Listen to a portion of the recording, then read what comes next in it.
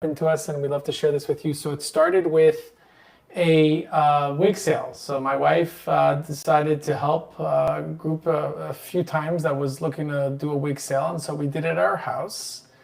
And what happened after that? So yesterday's wig sale was a very different experience than any other one we had, just for the fact of this one story that was so special that I haven't stopped repeating it all day. A woman came up to me that I recognized her face, but I didn't remember her name. I wasn't sure where I knew her from. And she was like, listen, I've never covered my hair with a wig. Can you help me out? And I was a little busy with my kids, with like helping other people. And I was not so focused. And I said, okay, I'm going to look, but I was a little busy. And then I said, no, like she's asking me for help. Let me do this well. And let me really take time to, see how I can guide her. So she tried on a few wigs. She wasn't really sure what she was doing because it was her first time. Obviously, it takes time to understand what fits and what doesn't. And I looked around a little. I picked one up and I said, I think this is exactly fit for your head. This fits you. This could suit you really nicely. She put it on, fit her like a glove, made her look even younger and beautiful. And it really fit her so well. And it was such a perfect fit that she said she has to buy it. And she said, you know what? This is the right wig for me. The only thing is that it's a little bit on the expensive side. Do you think that the program, the one that's organizing, or is there any way that I can get a discount? But the price, the wigs were already on sale. They're already wholesale price. Right. So she asked if there's a discount available, and unfortunately there was not. So she went ahead and proceeded with the purchase. Didn't get the discount, and of course she was, I'm sure, davening to HaKadosh Baruch Hu and davening to Hashem, please help me out because I'm extending myself to doing this wonderful mitzvah, but it's above my budget.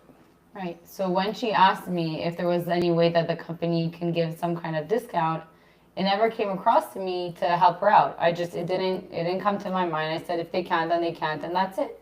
She left. 20 minutes later, my neighbor texts me, if anyone has a wig that they'd like, but it's a little too expensive for them, I'm happy to pitch in. I said, oh no, you just missed her. There was no one else that I spoke to that mentioned anything of the sort. Maybe other people thought it and didn't say anything and left. So she bought this wig. I could tell it was a challenge for her, but I don't know who she is. And so we said, what are you willing to contribute? She said, the neighbor said, what do you need in terms of help for this wig? We said, well, a few $100 would help, whatever it is you can give. That's what they were looking to get a discount for. And as soon as she asked for it. So I said to Hashem, I said last night, please help me find this lady. I have no idea how I'm going to find her. Nobody knows who she was. Nobody knows who she is. Like, she didn't speak with other people there. I had no way of finding her. This morning I wake up, that same neighbor texts me, hey, Olivia, I found this license in front of your house. Is it from the wig sale? We had almost 100 women here yesterday. I look at it, I'm like, that's her. And where did she find the license? So she, actually, my neighbor lost her phone.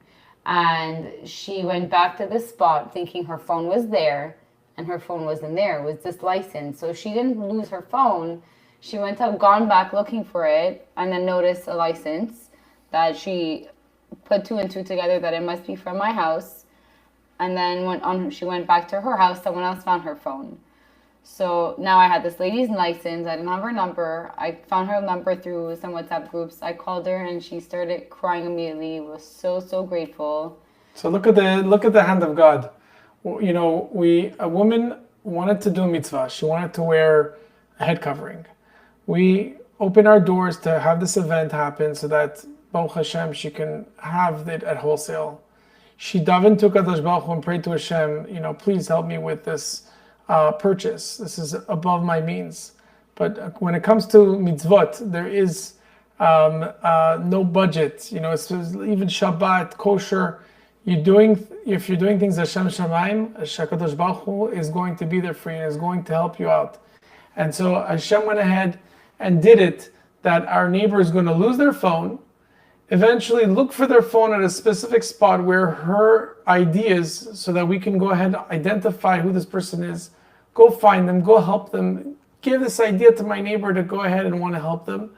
And in turn, as a result of looking and doing this mitzvah, she said, hey, I'm going to help out. The neighbor also found her lost phone. So it all comes together, And you can see how so many people were helped and so many prayers were answered just from speaking to Hashem and doing all this Hakarat Hatov.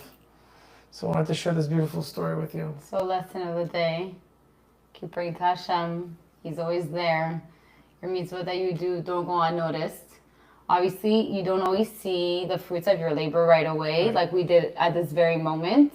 We might have not seen it for a very long time, but we saw it right away, and it motivates you to keep doing good for the community, keep doing good for those around you, and helping people get closer to religion every day. Exactly. And if you can help someone do a mitzvah, do it right away. Don't even think about it. Go for it. Do it wholeheartedly. Take care. All the best. Bye.